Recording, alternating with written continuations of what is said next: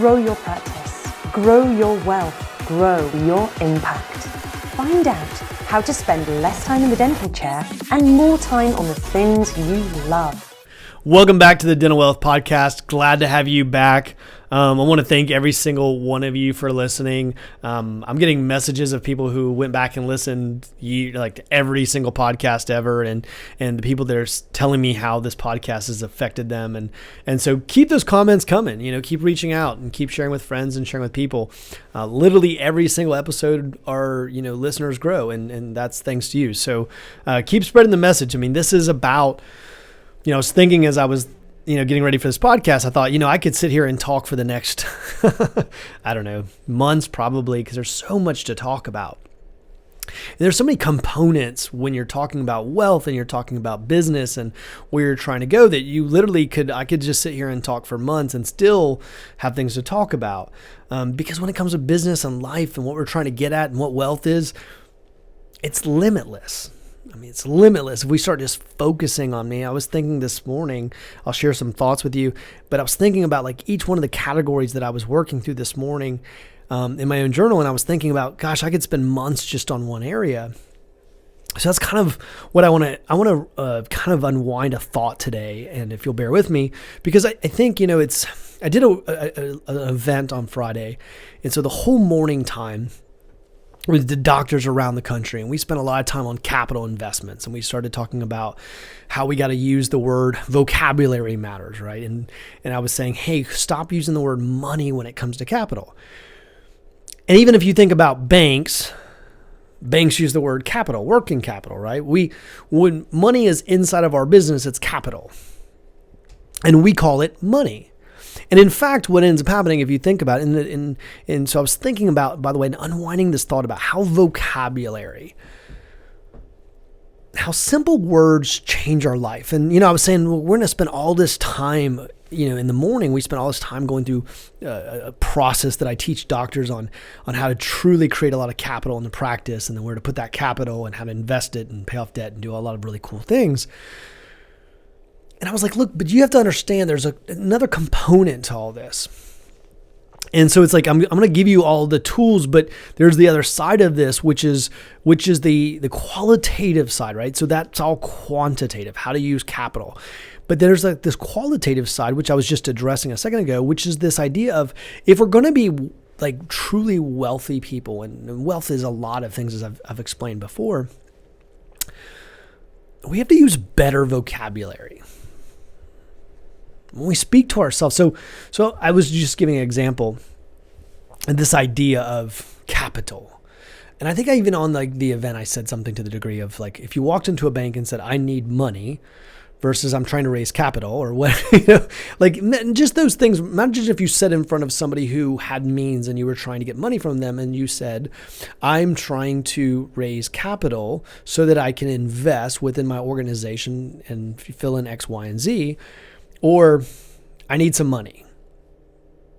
See, they sound completely different. But it's even bigger than that because it's how we talk to ourselves. So this idea of money, I explained was, hey, money is what you use to go buy your car. Money is used on vacation. Money is used for lifestyle. And that's why I've said on this podcast, I was like, look, most of you are getting your financial advice from money managers. Isn't that interesting, right? They call them wealth managers, money managers. That's right. They're there to manage outside of your dental practice. But the key investments should be made inside the dental practice. And inside the dental practice, we have capital investments. We make capital moves, not money moves, capital moves. And vocabulary is so crucial to that. Being able to use the right words, believe it or not, will change your leadership. They'll change your wealth. They'll change your life. They'll change your marriage. They'll change everything. And it's part of becoming wealthy is literally this idea, the power of language. The power of language literally can transform your life. And so when we start thinking about that for a moment, it is something powerful about saying, I am going to raise capital. Matter of fact, if you're an equity company, if you're trying to raise money, you don't say, I'm raising money. You're saying, I'm raising capital. So how does this apply apply to different parts of our life. Okay, Eric, I get it. So we in our business, we need to be more sophisticated. So we need to be more sophisticated in the way we speak. Well, what about the rest of our life? And I was going back to this example I had in the military, and this was something that there was no, they say, in certain languages, there's words that there's just no other word for in another language. And I'll give you an example, the word retirement. There's a lot of languages and cultures that don't even have a word for retirement. Okay. And so there's words that don't have a meaning necessarily in other languages or a word for them. I'm going to give you a word in the military that it doesn't seem to translate from a civilian standpoint. So when I was in the military, like you walked up to somebody and when you walked up to them, you would ask them like, how are you doing today? And the person would not say good. Like, they would say outstanding. I want you to hear that for a second. Like, how are you doing today? Imagine if you're just walking up to like maybe one of your team members or your spouse or something, and you just walked up to them and you're like, how are you doing today? And they just looked at you and they went, outstanding. And then like, imagine the shoulders go back and like, they just for a moment are just like outstanding. Like just, you can feel it when I say it, right? You can feel like that. There's emotion behind it. Now, if we were outside of the military, if you were to do that, now if somebody was to do that to you in a civilian circumstance, you'd probably think that they were like, they'd had too much coffee or something, right? And that's why I said it doesn't translate, because in the military, when that happens, somebody was like, matter that you've heard in movies, like all of a sudden someone was like outstanding, and the person will go like, hoorah, and so like, it's like this, it's almost like this energy.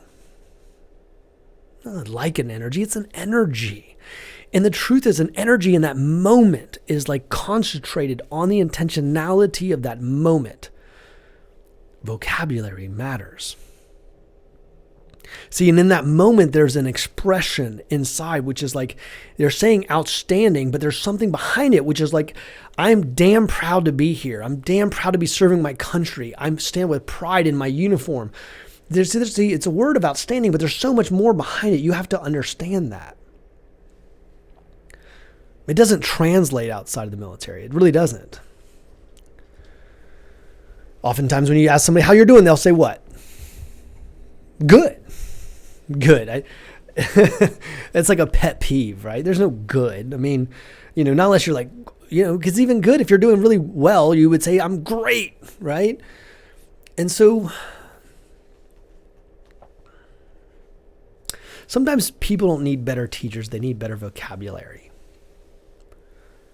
I think the way we talk to ourselves, even when it goes to like the idea of wealth, like I think sometimes this idea and the way we communicate. So for instance, I was writing in my journal, and I think what people do is they say, for instance, like, I want to have $1 million. I want to have a big home. I want my dental practice to do X amount. Versus simple vocabulary, a simple change, how it transforms you. So like when you're willing something to happen, when you're like, I'm going to make it happen, there's a big difference between somebody saying, and I want you to hear this for a moment, I would like to double my practice in the next 24 months. I would like the revenue to double. There's a difference between that and say, I will double the practice revenues within 24 months. Like just like I was saying in the military, how you see there's like a conviction there, how the word outstanding, I told you, it meant a hell of a lot more than outstanding. It was like there was like a moment of pride and your shoulders went back and it changed your physiology. Well, the same thing happens when you say I am and you say I'm going to do this.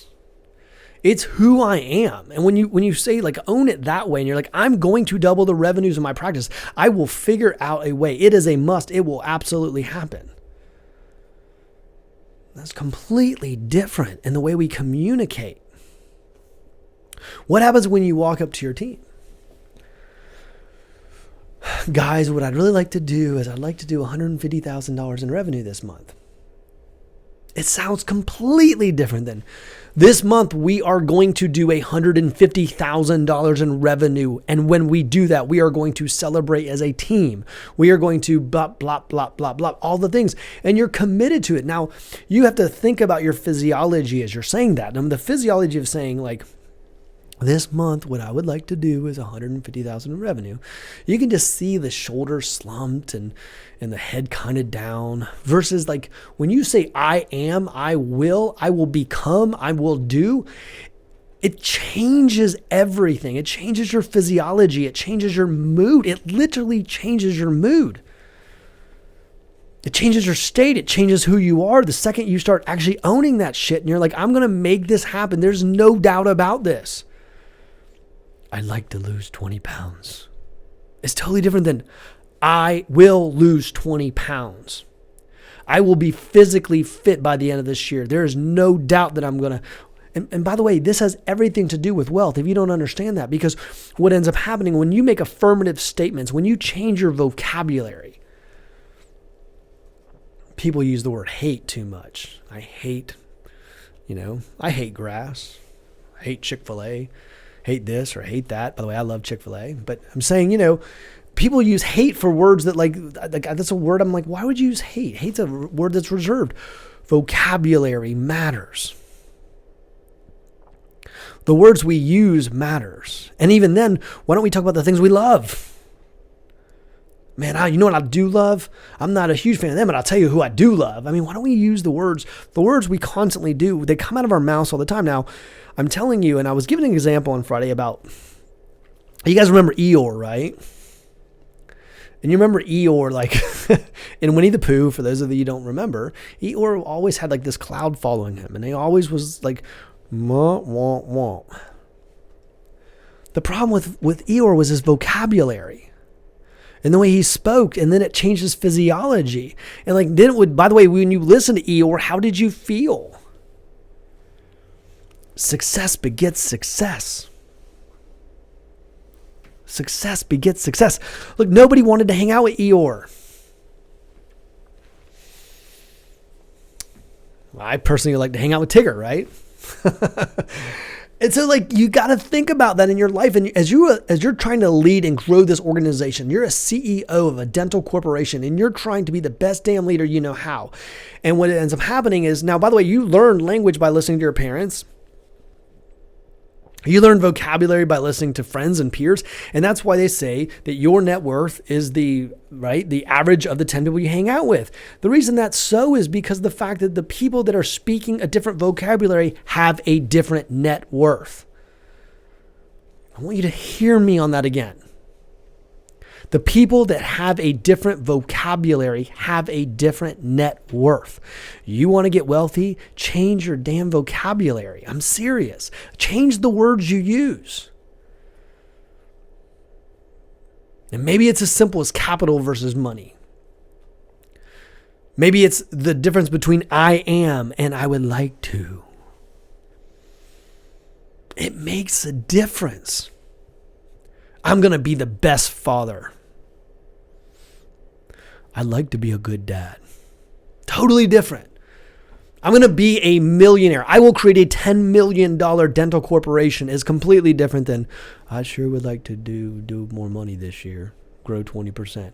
They're completely different because there's a physiology change. There's something different to those tonalities.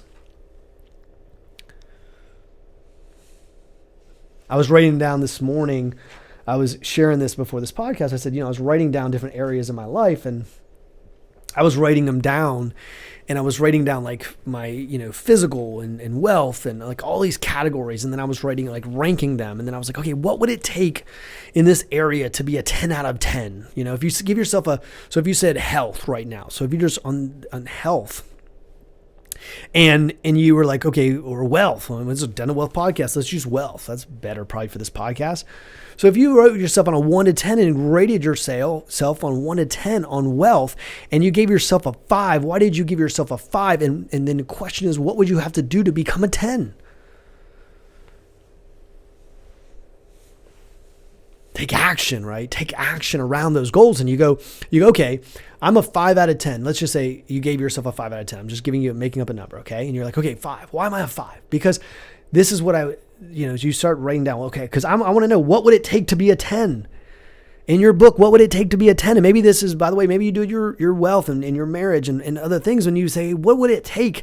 And you put a game plan around that. And then you say, I will accomplish this. I'm going to do that. I will make it happen.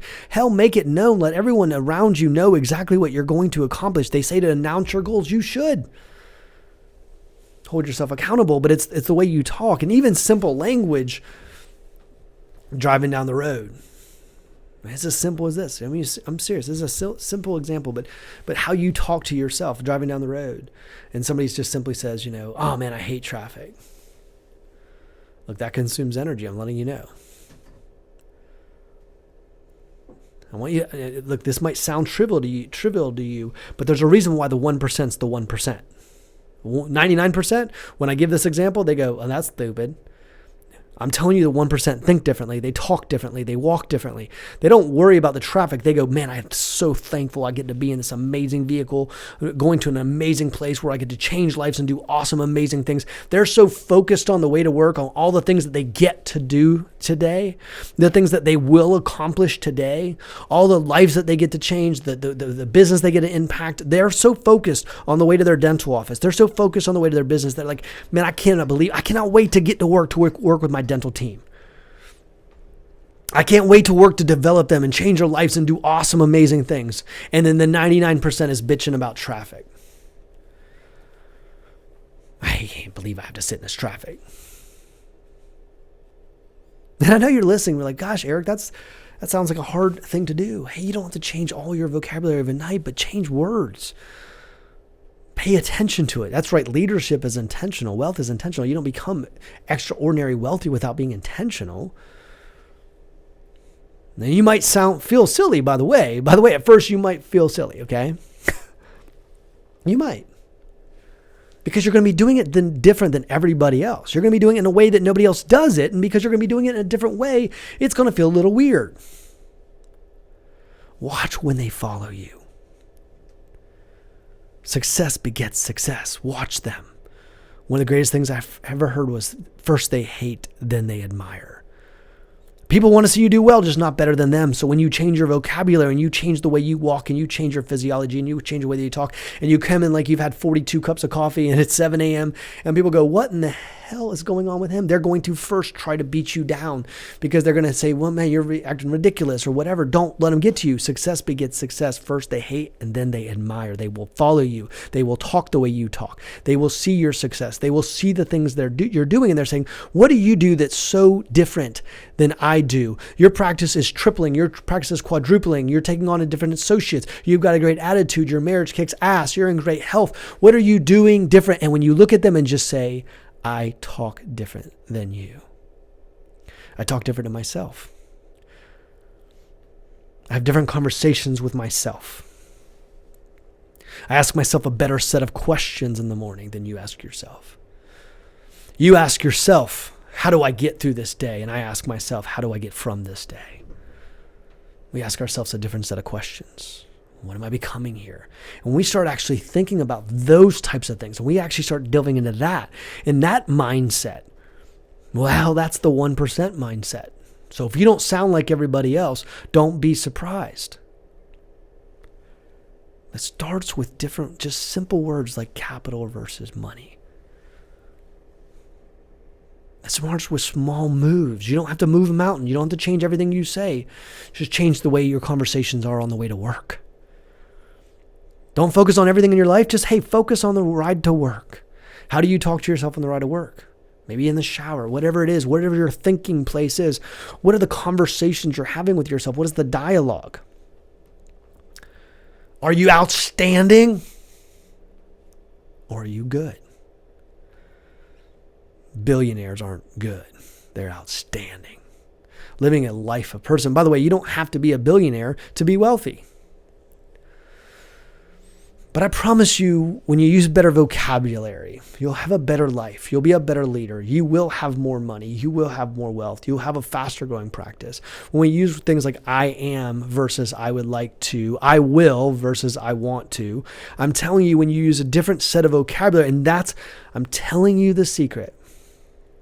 See, the people who won't talk different, they turn this on, like I'm at 20 minutes right now. They turn this off at minute 4. They're like, I thought he was going to talk about money today. They didn't realize I am.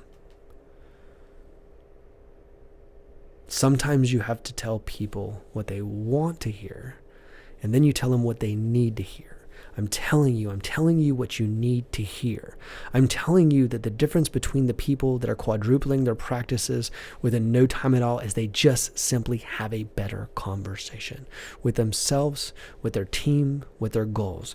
They change their vocabulary. You've got to do that. Look, take from this podcast. Write it down. Give yourself a simple to-do just today and say, today, what I'm going to do is I'm going to look up my vocabulary, and just give yourself a moment of time. Maybe it's the shower conversation. Just maybe catch yourself. You think about words that you use all the time, like I hate. And think about things that you utilize in your language, in your communication, and that you can change around. You turn them around. Even the way we blame people. Even simple things like that where, he doesn't care. Maybe you don't care. Maybe you don't care enough about that person. Maybe it's turning it around on ourselves and how do I become a better leader for that person? And so what ends up happening when we have different conversations, we will put our energy at a different place. When we put our energy at a different place, we will get a different result. When we get a different result, then what that's going to do is it's going to give us a feedback loop, showing us that the things we are doing are working. As we get that feedback loop coming back, it's the compound effect. The big granite ball rolls, wealth improves, and so does life. Make this stuff happen, guys. Thank you so much for listening. Make this an action step. Make this something in your life. Make this important to you. You can't just listen to this stuff. Get from it.